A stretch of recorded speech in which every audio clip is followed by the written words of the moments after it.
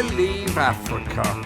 Of course, I've only been here for a few weeks, but the little car has been parked here for the last few months. We arrived actually back in November last year. I stayed here for a couple of months, enjoying the sunshine and swimming, and then flew back to England to work, leaving the car in Marrakesh. And now I've collected the car again and I'm back on the ferry. They have the most enormous ferries here, as you would never believe. They're just massive, great things, mainly carrying lorries and lorry drivers. Actually, very few passengers and quite smooth getting on. The only problem was they'd actually, I think deliberately, only given me 5 months instead of 6 months for the car to be in Morocco, and immediately demanded an extra €100, which was fine, except it took forever filling in the forms and everything. And then we got on the thing, it said literally about an hour and a half, and you're in Algeciras in Spain.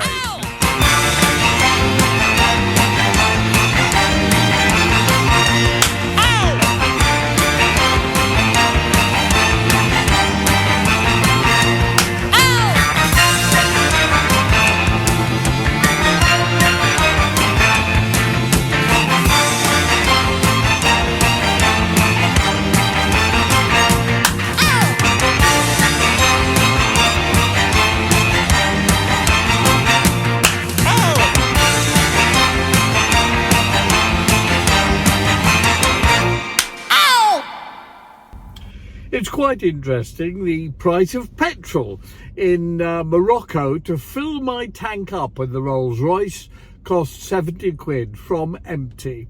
Here in Europe it costs over 200 quid. Just stopped to fill up with petrol, another 200 quid, as opposed to 70 quid in Morocco.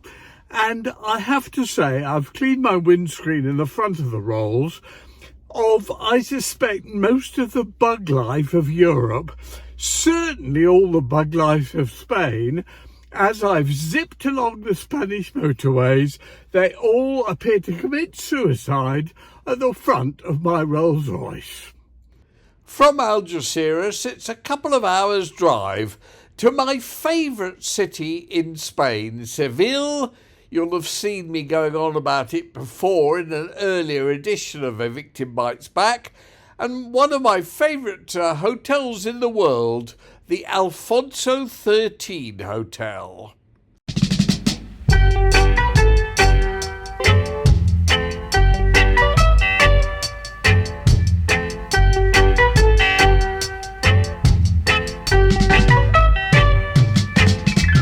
Hey fatty boom boom, sweet sugar dumpling. Hey fatty boom boom, let me tell you something. No, not because you're so big and fat. Don't believe I'm afraid of that. Self-praise is no recommendation. I'm looking for creation.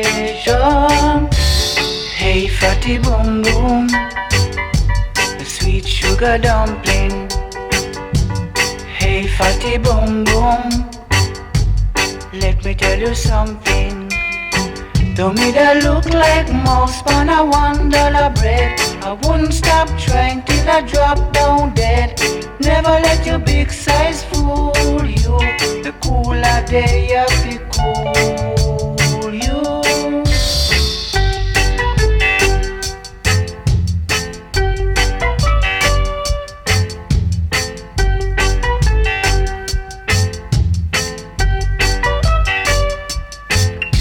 That look like a mouse on a $1 bread. I wouldn't stop trying till I drop down dead. Never let your big size fool you. The cooler day of the cool you. Hey fatty boom boom, with sweet sugar dumpling. Hey fatty boom boom, let me tell you something. I say not because you're so big and fat. Don't believe I'm afraid of that. Self-praise is no recommendation. I'm the king from creation. Hey, fatty boom boom, sweet sugar dumpling. Hey, fatty boom boom, let me tell you something. Hey, fatty boom boom, sweet sugar dumpling. Hey, fatty boom boom. A couple of days at the gorgeous Alfonso 13 Hotel. One of my favourites, as I've said, in the world, but at 600 quid a night, you can't afford to stay more than a couple of nights. And then off on the road, leaving Seville, sadly, because it is absolutely fabulous as a city. My definite favourite city in Spain, and I thoroughly recommend it, whether you travel by Rolls or by a horse-drawn cart. But it's lovely, and I now have to head all the way across the centre of Spain to the east coast of Spain, Valencia, where I shall be staying overnight after an 8-hour drive. I was taught to drive by my mum, who was a very good driver and was of the generation that reached their teens, 18 or whatever the driving age was, just about when cars came into existence. So as a result, it was really one of the main things in her life. I remember when she went to hospital for the final time, aged 91, and she knew she was probably going to die in the hospital. But the one thing she insisted on is having her car keys with her. Even though her car, of course, wasn't with her, it was left at home. She was taken to the hospital in an ambulance. So it was clearly her lifeline and that generation's lifetime. She was a very good driver, but she always used to say to me, women drivers are the worst. She was, of course, a woman. You might be surprised to hear that. But she was right. I see on the roads here, as I travel 20,000 kilometres all around my journey for A Victim Bites Back, I noticed that women drivers are generally not as good or very different to men. And this, to me, goes in to the whole thing about people saying women and men are the same. They should get the same amount of money for doing the same job and so on and so forth. And I go, hang on a moment, they're not the same. Men cannot bear children. Women can. Women cannot impregnate a woman. But various other things. You know my feelings on sport. I think women have got muscles in different places in their body, and as a result, if they try and play the men's sports, they're generally not as fast or as strong as the men are. There are always exceptions to all this, of course, and the exceptions prove the rule. So Donald Trump has been found guilty. I cannot imagine a worse case of shooting themselves in the foot than what's happened to Donald Trump. Okay, I'm certain he did sleep with that ghastly porn star, God knows why. I'm also quite certain he tried to hush her up by paying her with money and quite likely paid out of the wrong account. But either way, it's no worse than doing 32 miles an hour and a 30 mile an hour limit, and the way he's been treated guaranteed a landslide victory for him in November. So the road from Seville to Valencia is a hell of a long way. I looked it all up and I've got everything marked up. Last time, if you remember, I actually went via Granada overnight and then on, and that was fine and a very good stop. And also I love Granada, fantastic cathedral there. Anyway, so this looks like about a 6 or 7 hour drive, so I go, oh well, off we go. And I set off happily.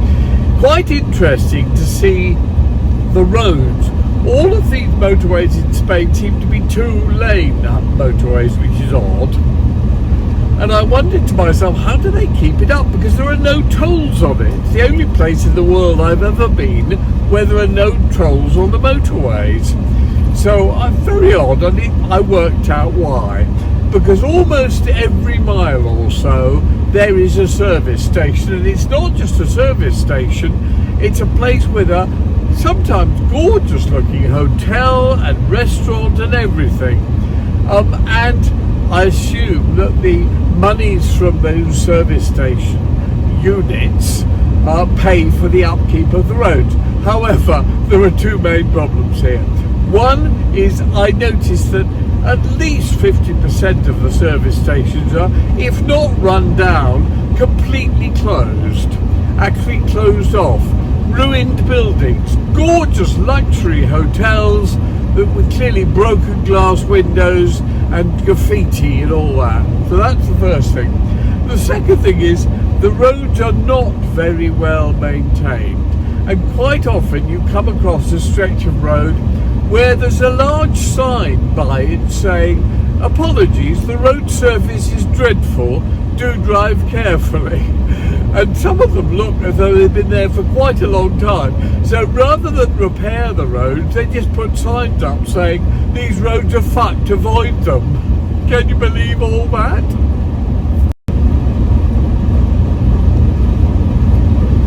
So I'm trolling along, and after about 3.5, 4 hours, I think, God almighty, I must be about halfway by now. And it means taking the road from Seville, one of the roads via Cordoba, all the way up to Madrid, and then across to Valencia. However, I've discovered, thanks to Google, that about halfway up to Madrid, you turn off to the right to go east to Valencia. Anyway, I'd gone about 3.5, 4 hours. They said the whole journey is about 6 hours. So I thought, hang on, I've been driving for ages. I surely should have turned off by now. So I pulled into some sort of place, an area. It's not a service station, actually. It's obviously an area where they've got loads of factories and everything. And a very nice man, loads of people are chatting. Very nice man comes up and can speak English. And I say, I'm trying to get to Valencia. And he says, oh my God, that's miles to go. And I said, yes, it is. But, you know, he said, well, what you have to do is you've got to go up to Madrid and then you turn off and head off to Valencia. I said, are you sure about that? It's a hell of a long way. It's another 200 kilometers or 300 kilometers up to Madrid, and then it will be even more to cross over to Valencia. He said, yes, that's the only way you can do it. So I pulled out this bit of paper that I've got, that I wrote all the places down. I said, what about, I'm meant to be turning off at somewhere called Manzanares. And he said, yes, Manzanares, that's about 50 kilometres further on up the road to Madrid, and you turn off there. And I said, hang on, you said go all the way to Madrid. He said, oh, well, nearly all the way to Madrid. Well, indeed, I got to Manzanares, which is 250 kilometres from Madrid, and I then turn off. And indeed, I don't have to do that extra 250 kilometres to Madrid, and it is about 250 kilometres to Valencia, which is where I am now. The guy was trying very hard to be helpful, but actually he had less clue about it than I did, and I'm fucking English. Guess what? The majority of trucks that I'm zooming past as I drive through Europe are marked on the side, Amazon Prime. And now, for the first time since leaving Morocco, a toll booth. Yes, have you guessed? I've moved from Spain, driving from Valencia, across the border, and now I am once again in lovely France. It's quite interesting as you cross the border. I notice on the motorways here in Spain, all nationalities have tendencies. For example, almost all the camper vans or the caravans seem to be either from Switzerland, CH, or from the Netherlands, NL. The most obedient drivers are always the Germans, D, and they go at a happy 120 kilometers per hour, and if I happen to want to go past at my usual 160 kilometres per hour, they politely pull over long before I reach them. Different nationalities have different characteristics. Almost every car or camper van or caravan that's got bicycles on the back are from Scandinavia. It is remarkable the similarities you notice as you drive around Europe. Yes, I've skipped showing you Valencia because I've done that in the last series, so you need to go back on our dedicated site www.avictimbitesback.com and check out Valencia if you're interested in that. But now I'm driving through France up to Montpellier, where I've never been before. I've been most places in the world in my 80 years of life. Montpellier is a very pretty city. I've been to Nîmes nearby. Nîmes is fabulous, with the largest aqueduct I've ever seen. They have similar kinds of extraordinary sites in Montpellier, where a lot of work is going on, but a lot of the old town remains the same.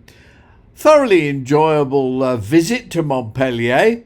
I've had many comments saying that we haven't yet seen Keir Starmer arrested, accused of historical or recent sex offences, and having watched the debate between him and Rishi Sunak, two surely of the most boring people ever in the history of humanity. Democracy simply doesn't work anymore, in my personal opinion. But let's wait and see. I stayed in a B&B in Montpellier, which I've got to say was lovely, Le Patio 34. The rooms were 5-star hotel quality, with fridges and microwaves and kettles and bathtubs and everything you need. I noticed there's been another strike. This has been my tribute to the nurses and doctors who generally work very well and very hard in the NHS. We're blue angels, don't you cry, just because we said goodbye. Oh, no, don't cry. We're blue angels, have no fear, we'll brush away your lonely teardrops. Hey, ooh, ooh. Well, love's precious flame just burned in vain, but you're not to blame. You thought love was a game, is it? Oh, such a shame, but don't you cry, don't sigh. We'll tell you why. We'll never say goodbye. We're blue angels. We'll have love so fine, magic moments divine. If you'll just say you're mine, we'll love you till the end of time. Don't you worry your pretty head, we'll never let you down. We'll always be around. Blue angels. Blue angels.